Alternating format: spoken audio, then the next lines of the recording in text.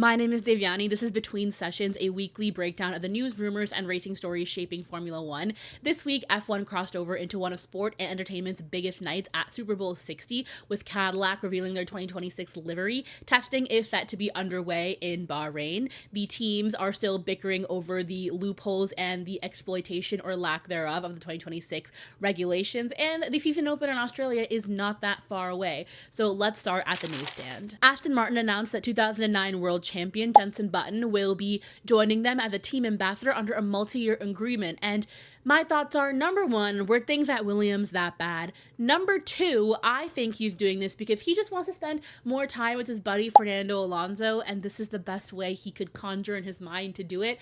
Number three, maybe he just wants to go back and fulfill the promise that he made to Fernando Alonso once about peeing in his seat. You know, if Stoffel Van Dorn can't make it, if Jack Crawford's out, who will Aston Martin count on? Jenson Button. Who else? George Russell is convinced that any title fight is going to have to come down to beating Max Verstappen. Here's what he said. I'd love for it to turn out that way, Russell said when told many bookmakers have Verstappen as second favorite for the title. I do want to go head-to-head with Max, and obviously Lando had a great season last year, but no, it didn't add any more pressure. I think the fans and people were expecting, to potentially be Mercedes versus McLaren, because there is a lot of anticipation that Mercedes would have the best power unit, but it still seems like the other power unit manufacturers have done a good job. The world yearns for a Max Verstappen and George Russell title fight, and the sleeper agent in Charles Leclerc that will awaken when those two inevitably take each other out, or one of them purposefully drives into the other, a la Barcelona 2025. I do stand by the fact that the teammate combination of Max Verstappen and George Russell is potentially the funniest thing we could have had. I just genuinely think they would have driven each other bonkers, and to see the public fallout of that while they have to maintain composure as professional athletes, as brand ambassadors, and people contending for titles and points and, wins and stuff would have been genuinely hilarious. Top 5 funniest things that could have possibly happened. On Monday, February 2nd, a bunch of articles came out about Toto Wolff telling his rivals to just get their shit together, to stop sending secret letters and holding these secret meetings, and to just focus on their own stuff, because he was convinced that the Mercedes power unit is legal, that they have checked in with the FIA at every step of this, so stop trying to make this a thing. Basically, stop trying to cancel us if you can't figure it out yourselves. Focus on you, And this is funny coming from a man who tried very hard in 2022 to get the FIA to mandate, increasing the ride heights.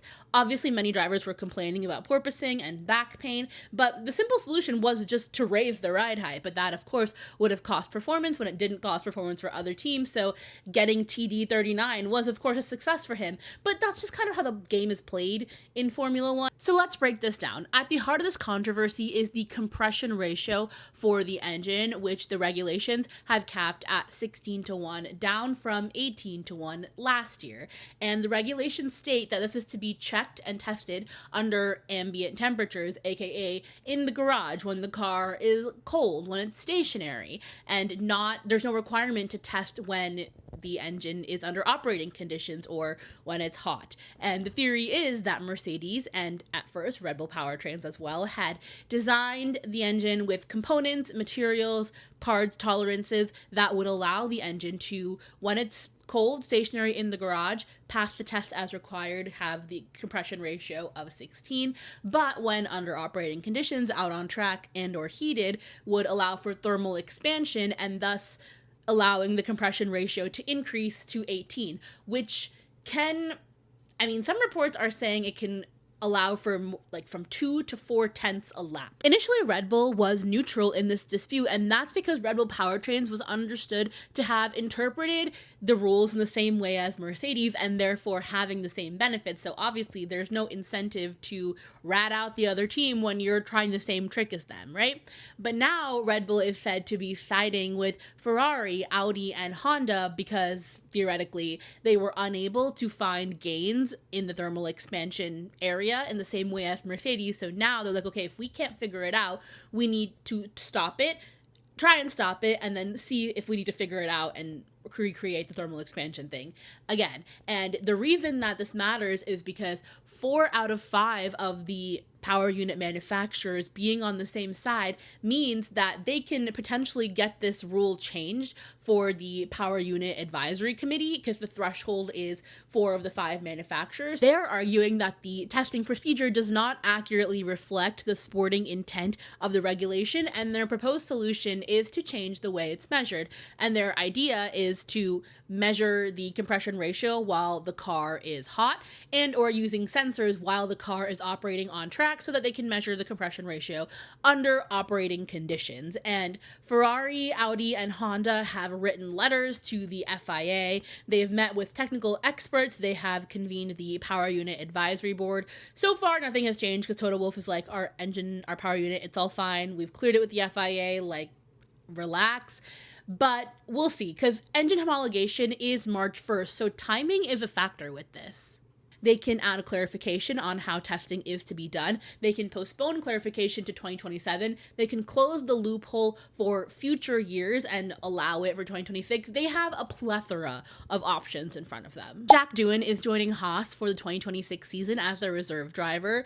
Joshua Dirksen is joining Mercedes as a development driver, so he's going to be competing in F2 with Invicta. He'll be doing simulator duties and several days of TPC, which means he's getting the honor and privilege of getting locked into Brackley at night to do setup and sim stuff for George Russell and Kimi Antonelli. I believe he is the first driver to represent Paraguay on this F2 stage, and I think I was also present for his first podium in F2, which was Imola 2024. I believe he was P3, Gabriel Bortoleto was P2, and then I think Isak Hadjar was P1, so it was 2 future F1 drivers and Joshua Dirksen. Well, actually, it could be 3. We don't know. Maybe Joshua Dirksen will be an F1 driver in the future. But it kind of reminded me of that picture of like Mark Webber with all the world champions for that F1 road safety campaign. No disrespect to Joshua Dirksen. Some to Mark Webber. Lando Norris said, "I'd be happy even if I never win another F1 World Championship." And I have to say, Your Honor, he never said that. Well, he did, but that is not the entire quote, and so it doesn't really convey the characterization of his remarks. And I am in no way, shape, or form a Lando Norris defender or apologist, but I think if you're going to critique or have an opinion on his comments, you at least have to represent them in their totality. You at least have to be like, okay, this is what he said, and this is why I have a problem with it. Like, I understand that we're trying to get clicks on our websites and on our articles, but come on, I'll read you the whole thing. It's not even anything crazy. He said, "I still have many more years in Formula One, and I will still try and get as many more championships as possible. But if I never do, I'm still happy, you know? I achieved one. That 20-year journey from starting karting to last year, trying to achieve what we all achieved as a team, then my group and my family, we achieved last year. It's a lot of time and effort and singular focus, and then it's done. I guess not many people maybe in life get to achieve that end goal or their life goal, but that was it. As much as I say that, I don't feel anything different coming into this season. I still feel like I just want to go out and win." And other drivers who have won championships have said similar things. Not all of them, not Lewis Hamilton, but even Max Verstappen has said, like, you know, the first one was the most important one, was the one, and then everything else is just extra. I remember that, like, little interview he did where it's like, oh, this is really important because this cost like a marriage potentially, like, of his parents. I had to win, so all of that kind of seemed worth it. Even if that math doesn't really make sense, that's how Max sees it, and that's what he said. A lot of drivers have said this. Even Nico Rosberg has said, like, I won one, and then I retired. I wanted to give back to my family. I want to spend time with my children as they grow up. Like, lots of drivers say stuff like this. Ayao Komatsu spoke to F1 media saying that he expected more from Esteban Ocon in 2025, and there's been a lot of reactions to this. One being, he says this right after the Doohan money hits Haas, right after the announcement that Jack Doohan is joining Haas. And sure. But I also think that Esteban Ocon would say that he expected a better season out of himself in 2025. And I'll read you what Ayao Komatsu said as to not mischaracterize his words. He said, "If you look purely at a sporting result without going into details, for sure, nobody is satisfied with Esteban's sporting result last year. He's a teammate against a rookie. Yes, an amazing rookie, but nonetheless, he's got 10 years of F1 under his belt. He's a race winner, he's a podium finisher, so we expected more from him.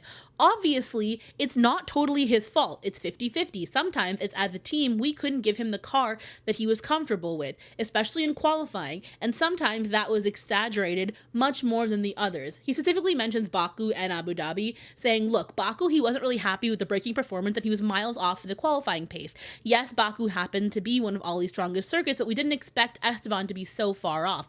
But again, there's not one reason. It's not just a driver, it's not just a team, and each instance is different. There's no common underlining factor. It's just the process, how we work together to get to the bottom of it, how so much quicker, and then put things in place for the next race.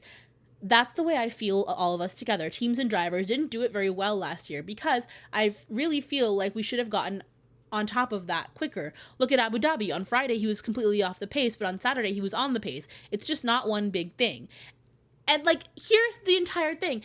Esteban Ocon, his Sundays this year were actually pretty great. If you look at some of his drives, he drives to the field, he comes back, but it's that Saturday qualifying performance that if he had just qualified a couple of places ahead, that Sunday drive would have been easier and would have gained him more points. I don't think, like, this is not Ayao Komatsu saying Esteban Ocon is a bad driver.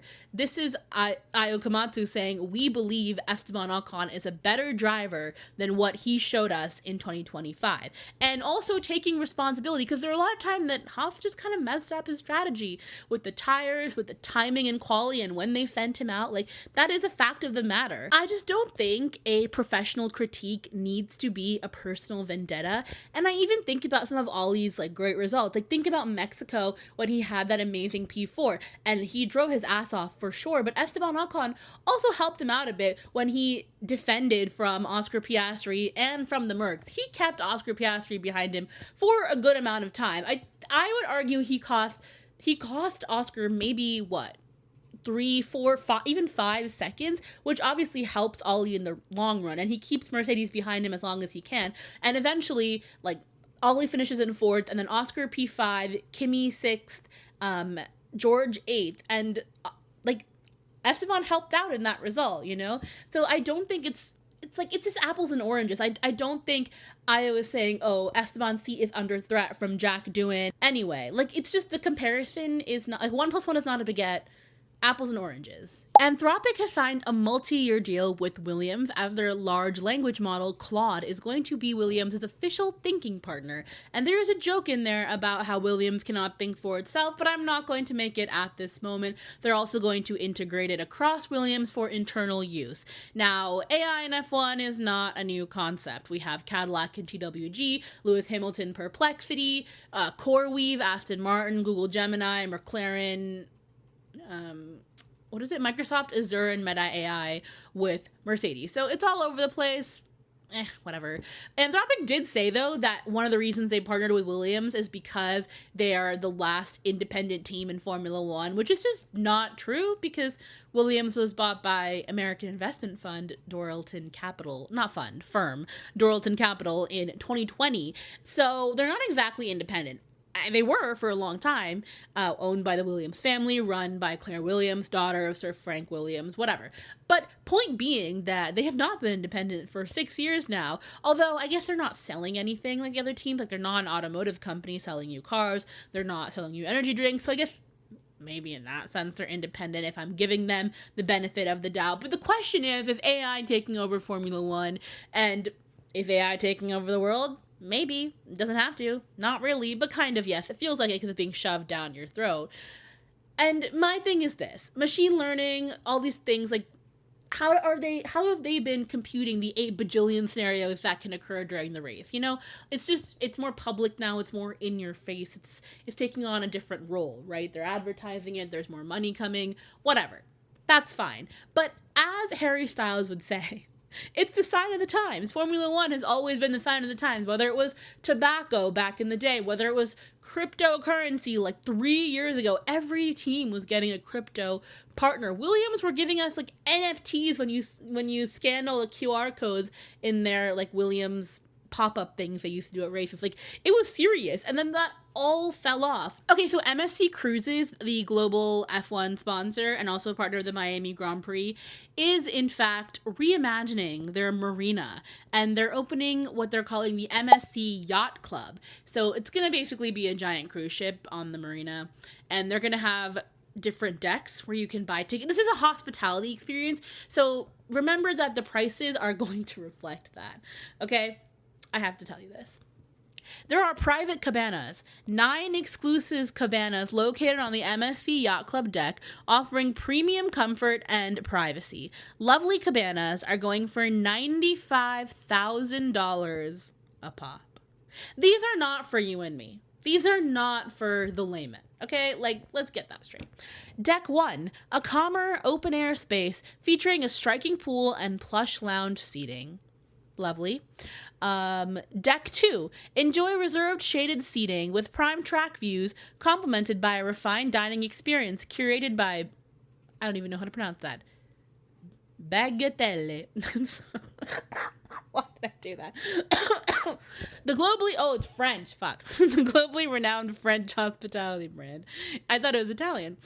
Inspired by fresh farmers markets of the French Riviera, it'll offer an all-day dining experience that guests can enjoy in rhythm of the energy of race weekend. For guests that want even more exclusive culinary experience aboard the MSC Yacht Club, that ticket is $4,500 for a 3-day pass. Deck 3, I think it's $3,700. No, the all access pass. So if you want to be able to go up between the decks, it's like $3,700 to $3,900. So it's a hospitality experience. Go figure. The $95,000 a pop took me out because I saw they were doing an event in Miami announcing this collaboration. I was like, I'll take a look. Who knows? Then the first one I clicked on was $95,000, and I was like, oh. Wrong tax bracket. Okay, it's tea time. 4 senior Red Bull staffers have been fired, and the only reason this was noteworthy to me was because of Alice Hedworth, who is a senior communications officer who we often saw with Sergio Perez. But the other people were Joanna Fleet, HR Director, Julia George, Director of Partnerships, and Simon Smith-Wright, Group Marketing Director. And there's really been no understanding of why this happened. It's been reported that they also weren't given a proper reason, but it's part of the aftermath of 2 higher-ups that were fired after the 2025 British Grand Prix because they were thought to be part of, like, Christian Horner's crew, so it was kind of an effort of clearing out the old Red Bull Racing. Those 2 people were former Group Chief Marketing and Commercial Officer Oliver Hughes and former Group Communications Director Paul Smith, and this seems to be just like Red Bull really trying to clear out house and start afresh, with Laurent Mekies saying that they're just going to be pure racing people, okay? They're not going to worry about politics. They're not going to take Lando Norris's tape off the wall. They're just going to focus on themselves, Classic. Lewis Hamilton has been in the news a couple of times. One, he was on the front page of The Sun because apparently he's dating Kim Kardashian. I don't want to talk about it. Whatever. But more interestingly, his PR officer, Ella, whose last name I do not know, is going to be no longer working with him and is moving on to other projects. Also, his longtime manager and partner with Mission 44, Mark Hines, is going to be moving on to a role at Cadillac, unknown what role at this point, but a role at Cadillac, as well as managing Zhou Guanyu. So it feels like there's a bit of change happening in Lewis Hamilton's camp, with also him getting a new race engineer, which we don't have a confirmation on who that's going to be. We just know it's not going to be Riccardo Adami, so Lewis Hamilton fans rejoice. There was also a random story about how Esteban Ocon is injured and was driving during the test in Barcelona while injured because he was spotted holding crutches or a single crutch. And there was all this speculation immediately. And eventually somebody, asked him and found out that his dad had some kind of knee surgery and that he was holding his dad's crutches. But he even was like, guys, how would I have been cleared to drive had I had knee surgery? But at the same time, it wouldn't really put it past him since he was the man who once said, you'd have to kill me to get me to retire the car while he was vomiting during the race. So, I understand how that conclusion was reached, but I don't know, maybe next time let's ask him. This is the scroll stop, aka things that made me stop scrolling and go, what is happening right now? Number 1, Oscar Piastri's reaction to being asked about Papaya Rules. There was always a lot more made about it than actually happens, and a lot of people that kind of think without knowing the complete inner workings. A lot of things appear differently to how they actually are. And then somebody also said, we have to hear more about Papaya Rules, and he was like, actually, we won't have to if you guys don't say it. And to me, it's like Papaya Rules is just a symbol. It's kind of the scapegoat for everything that goes wrong at McLaren, because it's more than just that. And Papaya Rules is a multitude of things, right? It's not just preferential treatment to one driver. It's a set of decision making that happens at McLaren, whether it's strategy, whether it's, is a driver going to be punished for this, then not punished for this. It's, is this driver going to have to support his teammate in a quest for a world championship? How long are they going to be able to compete with each other? It's like, it's a bunch of things. So it's not just one thing. And I do think if Papaya Rules wasn't as stupid as a name as Papaya Rules, we would talk about it less. I really do think if it was just team orders, it would be less annoying. That's just me, though. I'm sure we'll hear about Papaya Rules more, but I do feel like it was really Lando's engineer, Will Joseph, who was saying Papaya Rules a lot, but I feel like they'll have to stop, because if they stop saying Papaya Rules and just say the thing that is happening, they won't be asked about Papaya Rules, and we can stop fucking saying Papaya Rules. I do feel like we'll never really understand we'll never really know the extent of Papaya Rules until Lando Norris or Oscar Piastri one day retires and writes a book, although I can't see them writing a book. Maybe they'll have it ghostwritten. Anyway, Max Verstappen posted this photo of him sitting in a chair, and the caption reads, "I have a chair." The question is, who gave him access to his Instagram account? George Russell released a collaboration with IWC, the watch sponsor. The first one is Pilot's Watch, Chronograph 41 George Russell, retailing at 12,900 euros, features a black zirconium oxide ceramic case, a blue rubber strap. Is that normal for watches? I don't know anything about watches. Anyway, Pilot's Watch Automatic 41 George Russell, a more reserved price of 9,200 euros. Design elements include a 63 engraving on the case back, a nod to his racing number. I will say, though, he eats down in this shoot. This looks like the cover of a mafia romance novel, but add a little bit of black and white filter onto it, and maybe a tropical island, and this would be the cover of a mafia romance novel. Maybe an AI slop one, but nonetheless a mafia romance novel. Lando Norris returned back to his first primary school, and it was very cute. He interacted with children. He was waving a checkered flag for something. He's doing things as a world champion, although he was trying to take a picture with, I think, the girl who won one of the races, and she did not give a care in the world that she was standing next to world champion Lando Norris. She was just very concerned about the trophy she had won, and you know what? You girl, spare no attention to men. Do not center men in your life, even if it is world champion Lando Norris.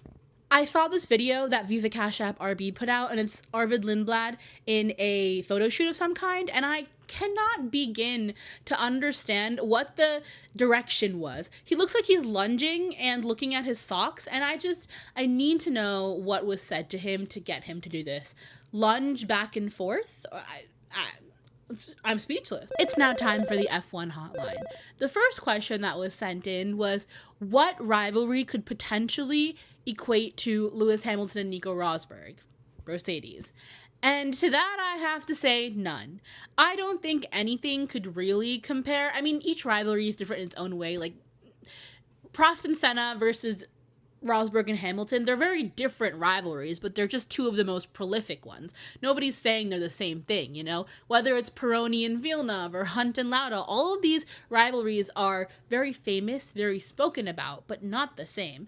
And the thing about the Lewis Hamilton-Nico Rosberg rivalry is the importance of their friendship before they got to Formula One, you know? It's the contrast in the ways they grew up. It's them meeting at the Trofeo dell'Industria karting race and getting put together in this McLaren Mercedes-Benz team by, you know, Keke Rosberg and the guys at CRG. It's like all of that stuff, those 2-3 years of them competing, sharing hotel rooms, all these things together, then going your separate ways, kind of, and meeting up from time to time in Macau and wherever, and then getting to Formula One and sharing their first podium together in Australia 2008, and then becoming teammates at Mercedes in 2013, then going on to compete for championships. And like, it's that thing that makes the rivalry interesting.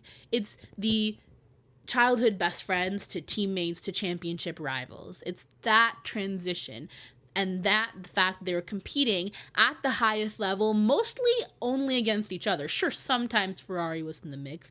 There was a Sergio Perez podium here or there. Ferrari was in the mix from time to time, but really those 3 years, it was just them. We knew from day one that it was going to be a Mercedes driver who won the championship. The question was just which one. And that like isolation of the two of them is partially what makes it interesting. So you would have to have two drivers who are A, friends as kids, 2, become teammates, 3, actually fight for world championships. And people say, oh, Esteban and Pierre, but they're kind of like reverse Mercedes. They've already made up. You know, Brazil 2024 was like the resolution. I mean, not really, obviously, but, you know, I would think Pierre and Charles would be the one because they were childhood best friends. They're still very good friends now. And if they were to become teammates and fight for championships, that's the possibility, although I don't see that happening. You could argue George and Alex, but again, I also think the personalities of like Lewis and Nico are part of this, and there's no one like Lewis Hamilton, but I can't see George and Alex in these same situations, you know, because they're different people. So, but I would say those are probably the closest. Another question I got was fuck, marry, kill helmets. Singapore 2012, Lando Norris, Miami 2022, Lewis Hamilton, Japan 2023. This is very easy for me. I mean, 2022 is the basketball helmet, right? It doesn't do anything for me, Lando Norris, I'm sorry. I will be killing your basketball helmet from Miami. I will be marrying Sebastian Vettel. Is not him. I will not be marrying him. I will be marrying Sebastian Vettel's 2012 Singapore helmet just because he got LED lights banned in helmets after that. Like, so much of helmet discourse revolves around Sebastian Vettel because he was just so extra about special helmets. He loved them. And this helmet was so special because it had constellations LED lights on it, and the constellations were they related to the star signs of his family. Like, there was so much meaning in it, and it's sparkly. His Singapore helmets always just ate everyone up. I'm sorry. And then I would like a dalliance. Dalliance? I would be down to, you know, with Lewis Hamilton's Japan 2023 helmet. It's really artistic. It's the mirror one, right? Yeah. I hope I'm remembering these right. I know Seb's 2012 Singapore, but I hope I'm remembering Lewis and Lando's helmets right. This isn't a question, but this was submitted. Charles Leclerc is one of the best drivers on the grid. Hard agree. I have nothing else to say about the matter. Number 4, Jack Doohan deserved better last season. Yes, in the sense that I believe that rookies in this day and age need at least a season or 2 to fully get up to grips with everything in Formula 1. Anyway, that's all I got for today. We will reconvene again between sessions.